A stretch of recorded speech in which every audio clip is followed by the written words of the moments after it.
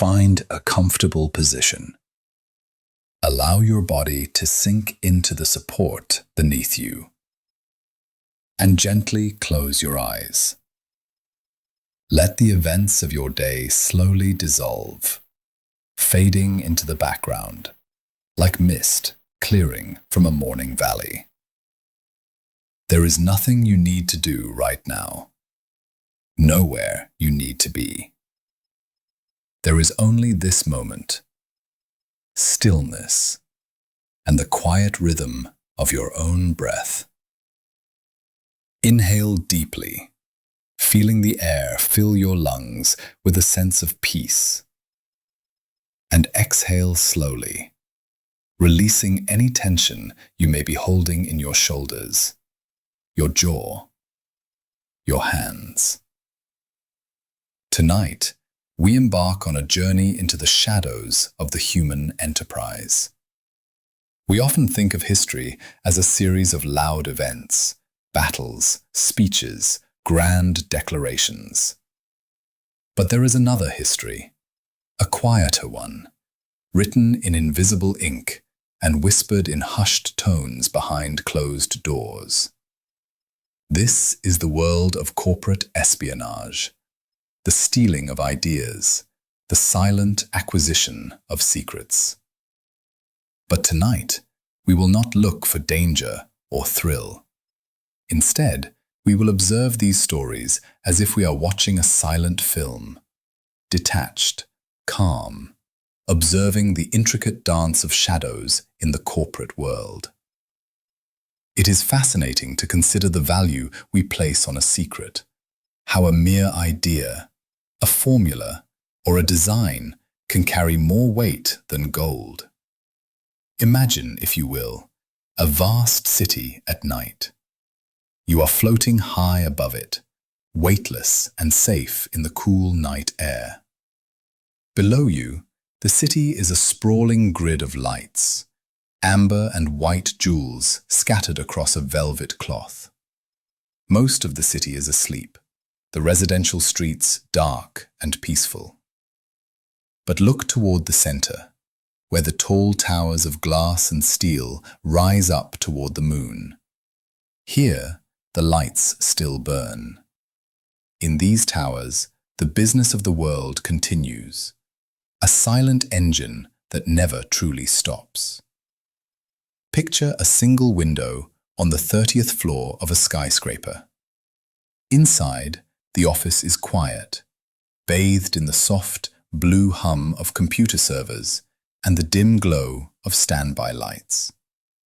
The air conditioning hums a low, steady drone, a white noise that blankets the empty cubicles and long, polished corridors. There is a profound stillness here, the kind of silence that feels heavy, thick with the accumulated thoughts and strategies of the day. In this silence, information lives. It rests in filing cabinets made of cold metal. It sleeps within the circuits of machines. It hides in the safe behind a mahogany desk. Corporate espionage is, at its heart, a story about the movement of this information. It is not always about daring heists. Often, it is about patience. It is about the slow, meticulous observation of patterns. It is the art of listening when everyone else is speaking, of watching the spaces between the movements. Let us drift back in time, away from the glass towers of the modern age, to a time when secrets traveled much more slowly, carried by wind and sail. We find ourselves in the mid-19th century, surrounded by the scent of old paper, wax seals, and drying leaves. The year is 1848. The setting is the mist-covered mountains of China. The British East India Company, a corporation so powerful it functioned almost as a nation, had a problem. The world had developed an insatiable thirst for tea. But the secrets of tea cultivation, the specific methods of growing, harvesting, and processing the Camellia sinensis plant were closely guarded by the Chinese Empire. The production of tea was a monopoly, a secret formula of nature and nurture that the West could not replicate. Enter a man named Robert Fortune. He was a botanist, a man of science, a man who loved plants more than politics. He was hired not as a soldier, but as a collector. His mission was one of the greatest acts of corporate espionage in history, yet it unfolded with the slowness of a blooming flower. Imagine him there, standing at the edge of a terraced field, the fog rolling over the green hills in soft, grey waves. He has shaved the front of his head. He wears the silk robes of a mandarin, and he speaks the local dialect with a practiced care. He is a shadow in plain sight. There is no high-speed chase here, only the slow, methodical collection of seeds. Visualize his hands, dusted with soil, gently placing tea seedlings into a Wardian case, a type of portable greenhouse made of glass and wood, designed to protect plants on long sea voyages. He moves with reverence. He is stealing a legacy. But he does so with a touch of a gardener. There is a strange intimacy in this act, to take a living thing, a secret of the earth, and transport it across oceans to a new home. He collects not just the plants, but the knowledge. He watches the workers in the processing sheds, observing how they ferment the leaves, how they roll them, the precise temperature of the roasting pans. He commits these sensory details to memory, writing them down later by the flickering light of an oil lamp. The scratch of his quill on parchment is the only sound in the room. He is capturing the soul of an industry, drop by drop, leaf by leaf. The journey of these secrets was arduous. The plants had to survive the rocking of the ship, the salt spray, the changing climates. It was a slow, precarious transfer of intellectual property. When the tea plants finally arrived in the Himalayas of India, where the British would establish their own plantations, the world of commerce shifted. A monopoly was broken, not with a cannon, but with a seedling.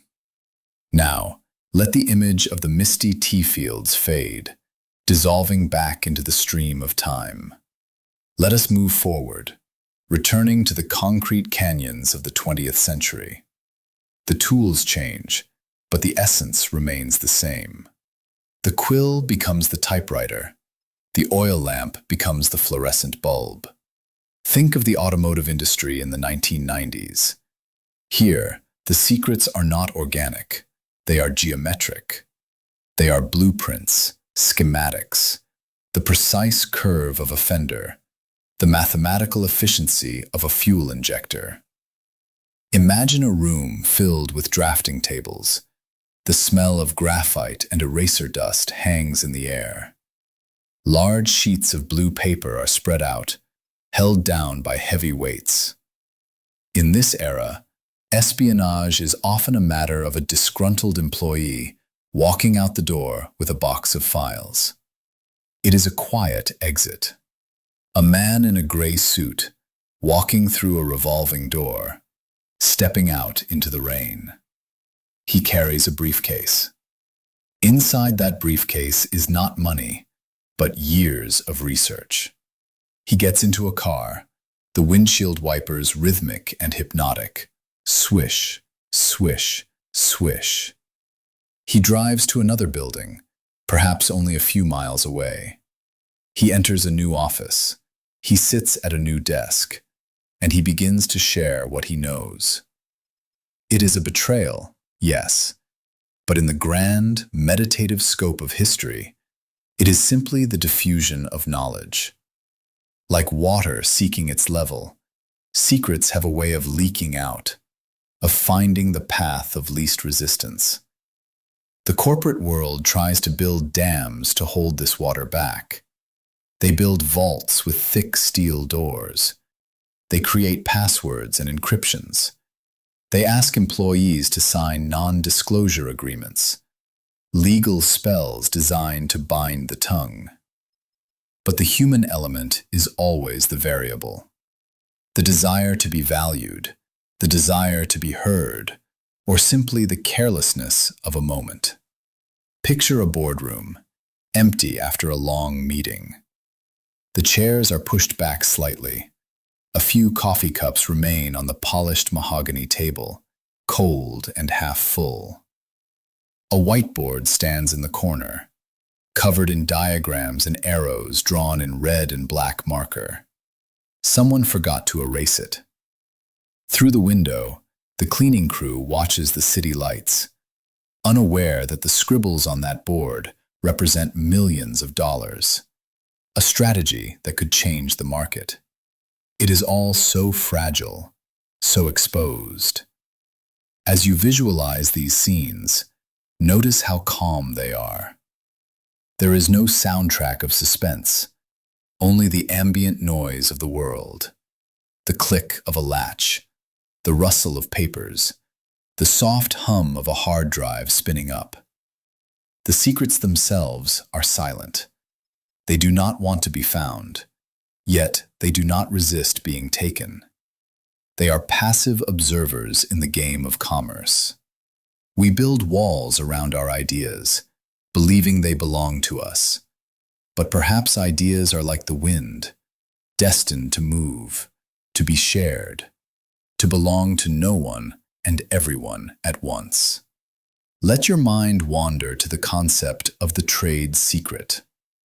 The most famous of these, perhaps, is the formula for a certain popular soda.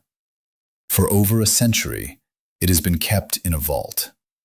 Legends say only 2 people know the full recipe at any given time, and they are never allowed to fly on the same plane. Whether this is true or merely a story to enhance the mystique, it paints a picture of extreme care.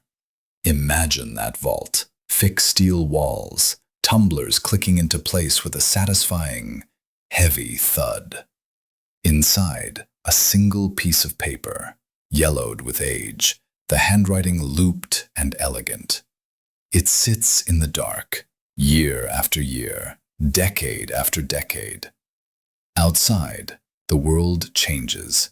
Wars are fought, governments rise and fall, technology leaps forward.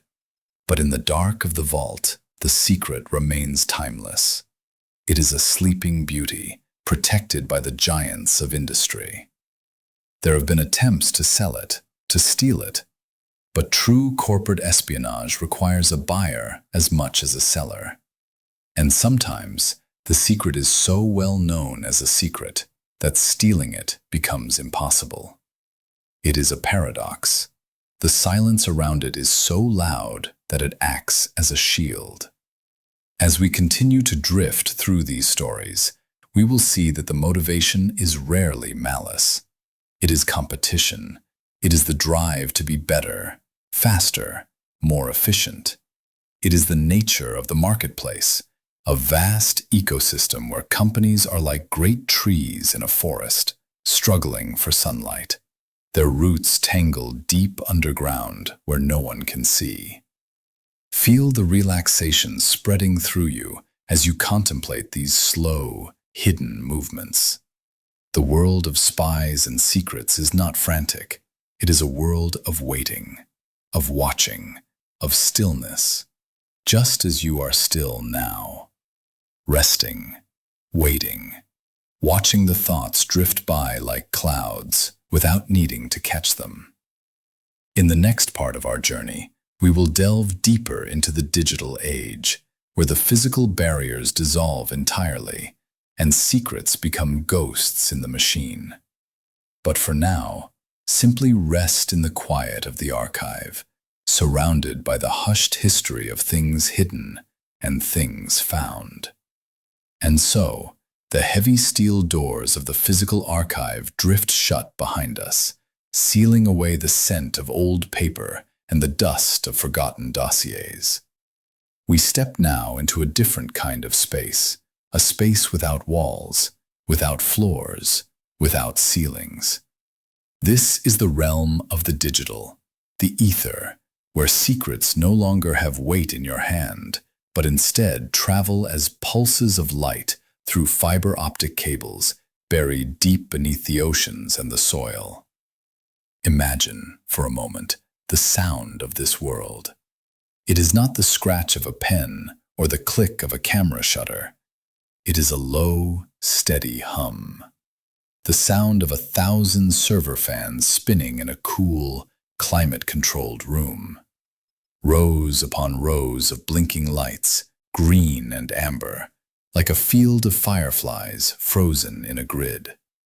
This is where the modern treasures are kept, not gold, not diamonds, but data. In the late 1990s, as the world stood on the precipice of a new millennium, a company known for the simple, daily ritual of shaving found itself tending to such a digital treasure. The Gillette Company, a name familiar in bathrooms across the globe, had spent hundreds of millions of dollars developing a new system. It was a quest for perfection, for the smoothest glide, the perfect angle of steel against skin. This was not merely a razor, it was a marvel of microengineering. The Mach 3, as it would come to be known, was the result of years of study, of metallurgy, of physics. The designs for this device were not just drawings. They were the culmination of human ingenuity applied to a simple morning task. They represented a future where the mundane act of washing one's face became effortless. But in the quiet corners of the manufacturing plant, there was a man, a designer, who felt the pull of other currents. He was an insider, a part of the family. He walked the halls with a badge that opened doors. He sat in meetings where the future was projected on screens. And in this world of corporate espionage, the most dangerous element is often the one who belongs. He did not break a window. He did not pick a lock. He simply transmitted. He sent drawings, digital blueprints of the new razor, to competitors. It was an act done in silence. A few keystrokes, a fax machine humming in the corner, the soft beep of a successful transmission.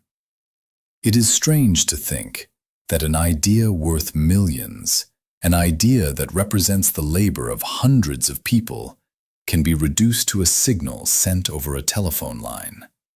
It is as if the heavy, tangible reality of the factory floor evaporates into mist, only to reform somewhere else. The plan, however, was fragile. The competitors, realizing the ethical labyrinth they were entering, and perhaps fearing the legal storm that would follow, turned the drawings over. The secret was too hot to hold. It is a reminder that in this ecosystem, there is a code of conduct, a line that even rivals hesitate to cross. The data returned home. The secret remained, for a time, safe within its digital fortress. Let us drift further now, away from the sharp edges of steel and into the soft, blinding realm of color. Specifically, the color white. There is something deeply soothing about the color white. It is the color of fresh snow, of cotton sheets, of clouds drifting across a summer sky. In the industrial world, creating the perfect, pure white is a science of immense complexity. It requires a compound called titanium dioxide. It is found in the paint on your walls, the plastic of your computer mouse, even in the creamy filling of a cookie. For the chemical giant DuPont, the formula for producing this pigment was a crown jewel. It was a recipe refined over decades, a process of extracting purity from the rough earth. But secrets, like water, have a way of seeking a way out. There was a consultant, a man named Walter. He was a quiet man, unassuming. He saw the value in the white powder. He saw that other nations, specifically China, were hungry for the technology to create this brightness, this purity. And so, a long, slow dance began. This was not a sudden theft. It was a collection. Over years, bits of information were gathered, like a bird building a nest, twig by twig. A schematic here, a formula there. He recruited former employees, engineers who had retired, men who held pieces of the puzzle in their memories. Imagine the patience required for such a task. It is a meditative act in itself, albeit a dark one. Gathering the ghosts of old projects, piecing together a factory from the whispers of the past. The information traveled in the most mundane of ways, on encrypted hard drives, in the pockets of travelers, hidden amidst the noise of ordinary business. The theft was only discovered through the sheer scale of the anomaly, the realization that a competitor had suddenly, miraculously, learned to paint the world white. The investigation was slow, methodical, a mirror image of the theft itself. It involved sifting through millions of documents, tracing the digital footprints left in the snow. We often think of spies as moving in the shadows, but in these stories, they move in the light of computer screens. They leave trails not in the mud, but in the logs of servers, in the timestamps of files. We are all, in a way, writing our history with every click, every save, every deletion. Now, let the image of the white pigment fade, dissolving like sugar in warm tea. Let us turn our attention to the roads, to the future of movement. In the mid-2010s, the world was captivated by the idea of the self-driving car, a vehicle that could see, that could think, that could carry us safely while we slept. The key to this technology is something called LiDAR. It is a way of seeing with laser light, creating a 3D map of the world in real time. It is the eye of the machine. Waymo, a stair company to Google, was leading this charge. They had built the eyes that could see a pedestrian, a cyclist, a falling leaf. But one of their brightest stars, a brilliant engineer, decided to leave. He wanted to start his own venture, to build his own trucks that could drive themselves. Before he left, in the quiet weeks before his resignation, there was a download. Visualize a stream of data, massive and complex. 14,000 files. Design files, schematics, the DNA of the robotic eye. It flowed from the secure servers onto a personal laptop. It was a massive transfer of knowledge, the kind of transfer that would once have required a fleet of trucks to move paper. Now, it happened in the silence of a home office, perhaps accompanied only by the sound of rain against the window. The engineer left. He started his company, and very quickly, that company was acquired by Uber. The technology seemed to leap forward, but the digital world remembers. The forensic trail was undeniable. The logs showed the download. They showed the external drive being connected. They showed the files moving. It is a testament to the fact that in the digital age, nothing is truly gone. Every action ripples through the network, creating waves that can be traced back to the source. The lawsuit that followed was a clash of titans, giant corporations battling over the right to define the future of transportation. But at its heart, it was a story about a man, a laptop, and a secret that was too heavy to carry without leaving a mark. As you listen to these stories, notice how the panic and the urgency are stripped away by time. What remains is the process, the flow of information, the inevitable movement of ideas from one mind to another. We are drifting through a river of knowledge. Some of it is shared freely, flowing like a wide, sunlit delta. Some of it is dammed up, held behind walls of encryption and non-disclosure agreements. But the water always wants to flow. It presses against the dam, it seeps through the cracks, it evaporates and rains down elsewhere. Feel yourself resting on the bank of this river. You are not a participant in these battles. You are an observer. You are safe. The secrets of the world are passing you by. Interesting, complex, but ultimately just stories.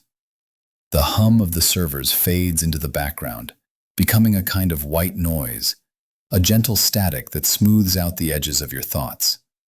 You are here, in the stillness, far removed from the boardrooms and the courtrooms. In this digital ether, there is a sense of weightlessness. The heavy machinery of the industrial age has been replaced by the lightness of code. But as we will see, even code has consequences. Even ghosts can haunt the living. As we prepare to move to the final part of our journey, allow your mind to settle even deeper. The screens are dimming, the lights are softening. The data streams are slowing down, turning from a rushing torrent into a gentle, meandering brook. There is one more layer to uncover. We have seen the physical artifacts, we have seen the digital ghosts, but behind every secret, there is a human heart. There is ambition, fear, regret, and redemption. In a moment, we will step out of the machine and back into the human experience, where the true cost of these secrets is paid, not in dollars, but in lives changed forever. We step now, gently, out of the complex web of digital intrigue and back into the soft, tangible world of human feeling. The stories of corporate espionage are often painted in shades of black and white, of villains and victims, of theft and justice. But as the dust settles, as the headlines fade into the archives of history, what remains are the quiet moments of realization. Consider, for a moment, the sheer weight of a secret. Imagine the physical sensation of carrying something that does not belong to you. In the world of high-stakes trade secrets, this weight is a heavy burden. It creates a tension in the shoulders, a quickness in the breath, a restless energy that keeps the mind racing. But here, in this space we have created together, we can set that burden down. We can observe it from a distance, like a stone resting at the bottom of a clear, still pond. There is a profound peace in the aftermath of these stories. Think of the resolution of the great cases of the past. When the stolen documents were returned, when the blueprints were recovered, when the formulas were secured once more. There is a collective exhale. The tension that pulled tight like a wire suddenly goes slack. The boardrooms, once filled with the frantic energy of crisis management, return to silence. The lights are turned off, one by one. The heavy mahogany doors are closed. The carpet absorbs the sound of footsteps walking away, fading into the distance. Let your mind wander to the image of a secure vault. Many of the world's most famous trade secrets, the recipes for soft drinks, the algorithms for search engines, the designs for next-generation engines, they all end up in a place of stillness. Visualize a massive, steel door. It is thick, impenetrable, and cool to the touch. It swings shut with a low, resonant thud that vibrates through the floor, and then silence. Inside the vault, the air is still. Time seems to stop. The papers, the drives, the samples, they rest there in the dark. They are safe. They are no longer in motion. They are no longer the subject of pursuit. They are simply there, resting in the dark. There is something deeply soothing about this image of containment. The idea that things are where they are supposed to be, locked away, protected, sleeping. As you visualize this secure, quiet space, feel a similar sense of security wrapping around you. You are safe here. Your thoughts, your worries, your plans for tomorrow can be placed into your own mental vault for the night. You can close the heavy door. You can spin the dial. You can let them rest in the dark, knowing they will be there when you return. But for now, they are not your concern. The history of industry is, at its heart, a history of people trying to build something. And while ambition can lead to the shadows, it also eventually bows to the rhythm of time. The companies that fought these secret wars decades ago, many of them are gone now, or changed beyond recognition. The secrets they guarded so jealously, the technologies they spied for, have become obsolete. The cutting-edge microchip of the 1980s is now a museum piece. The revolutionary camera shutter design is now a curiosity of the past. This is the gentle wisdom of time. It smooths over the sharp edges of conflict. It turns urgent crises into footnotes. It reminds us that everything is transient. The urgency that drove those spies, the fear that drove those executives, it has all dissipated like mist in the morning sun. It no longer holds any power. It is just a story, a whisper, a faint echo in the long hallway of time. And so, we find ourselves drifting further away from the narrative of conflict and floating into the narrative of rest. The corporate towers that house these secrets, imagine them now at night. The city is sleeping. The skyscrapers stand like silent sentinels against the dark blue sky. Most of the windows are dark. The offices are empty. The computers are in sleep mode, their small indicator lights pulsing slowly, like a heartbeat. The cleaning crews move silently through the corridors, the soft hum of a vacuum the only sound. The security guards sit quietly at their desks in the lobby, watching the stillness on the monitors. There is a great peace in these spaces when the people have gone. The ambition has left the building. The competition has paused. The world of commerce has closed its eyes. You are floating above it all, detached, observing, peaceful. The data streams we visualized earlier have slowed to a complete halt. The numbers have dissolved. The code has unraveled into soft threads of light, drifting aimlessly in the ether. There is nothing left to decode. There is nothing left to analyze. There is only the sensation of drifting. Feel the relaxation spreading through your body, mirroring the quiet of the empty offices. Your hands are still. Your eyes are heavy. The weight of the day is slipping off your shoulders, just as the weight of those stolen secrets slipped away from history. You are unburdened. You are free from the need to know, the need to hide, the need to seek. In this state of relaxation, reflect on the simplicity of truth. Lies and espionage require effort. They require energy to maintain. But truth and sleep require nothing. They simply are. When you let go of the need to control, when you step out of the game, you find that the natural state of your mind is calm, like the surface of that water, waiting for the ripples to fade. The stories of espionage, of people crossing lines in the sand, serve as a contrast to where you are now. They remind us of the noise of the world, so that we can better appreciate the silence of this moment. We have walked through the shadows of the corporate world, seen the hidden cameras, heard the whispered conversations, and now we leave them behind. We walk out of the building into the cool night air, The street is empty. The air is fresh. The stars are visible above the city lights. You walk away from the glass and steel, away from the secrets, walking towards a place of sanctuary. Your sanctuary. A place where the only currency is rest, where the only secret is the content of your dreams. Every step takes you deeper into relaxation. The sound of your own footsteps is rhythmic, hypnotic, slow.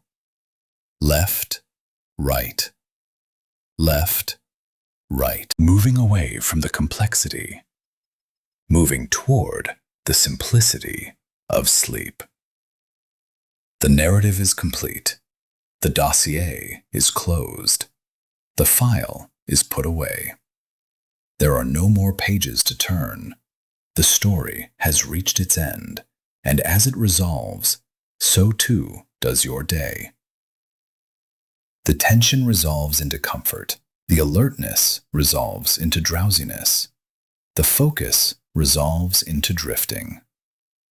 Allow yourself to sink into the mattress, feeling the support beneath you.